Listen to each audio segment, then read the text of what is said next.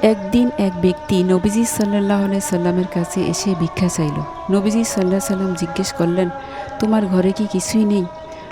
ঘরে আমার একটি কম দামি কম্বল আছে, যার একাংশ বিছাই আর অপরাংশ গায়ে দিই।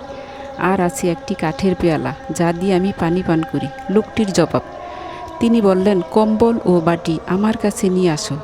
লোকটি কম্বল ও বাটি নিয়ে নবীজি সাল্লাল্লাহু আলাইহি সাল্লামের কাছে নিয়ে আসলো।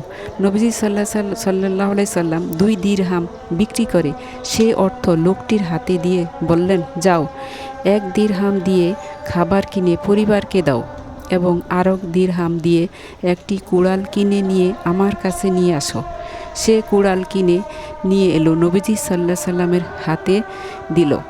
কাঠের বাটি লাগিয়ে তার হাতে তুলে দিলেন। নবীজি সাল্লাল্লাহু আলাইহি সাল্লাম, জঙ্গলে গিয়ে কাঠ কাটো ও বিক্রি করো। 15 দিন আর এদিকে আসবে না। সে কাঠ কাটতে শুরু করলো। 15 দিন পর সে এলো।